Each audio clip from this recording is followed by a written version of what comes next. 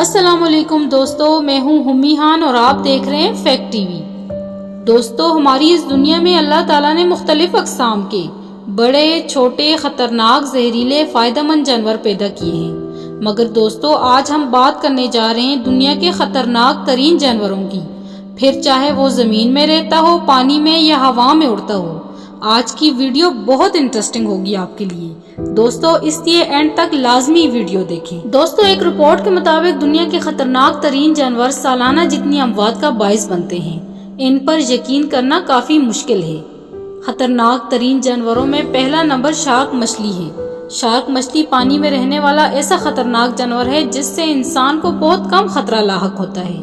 سمندر پر راج کرنے والی یہ مچھلی 2014 میں دنیا بھر میں صرف 3 افراد کو موت کے گھاٹ اتار چکی ہے، جبکہ 2015 میں اوسطاً تعداد 6 بتائی گئی ہے۔ دوستو، نمبر 2 پر ہمارے پاس موجود ہے جنگل کا بادشاہ، جی ہاں دوستو، شیر، جس کے نام سے تقریباً ہر بچہ واقف ہے۔ شیر کے حملوں میں ہلاکتوں کی تعداد مختلف ہے۔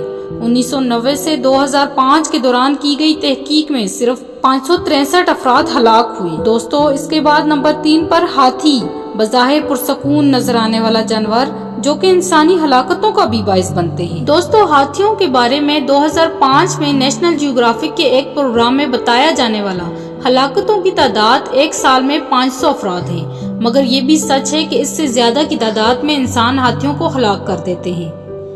دوستو، نمبر 4 پر ایسا خطرناک ترین جانور جو کہ زمین میں رہتا ہے، نہ ہی پانی میں اور نہ ہی ہوا میں، بلکہ ایک ننھا سا کیڑا ہے جو کہ انسان کی غذا کی نالی میں پایا جاتا ہے، اور یہ ایک انفیکشن کا باعث بنتے ہیں جس سے ہر سال 700 کے قریب لوگ موت کے منہ میں چلے جاتے ہیں۔ دوستو، 5ویں نمبر پر موجود ہمارے پاس مگرمچھ۔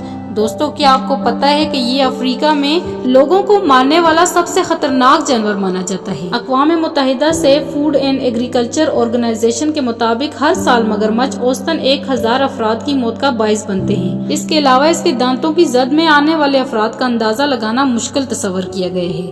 دوستو، مزید معلومات کے لیے ہمارا چینل سبسکرائب اور لائک کرنا مت بھولیے۔ آپ کی دوست ہمی خان آپ سے اجازت چاہے گی۔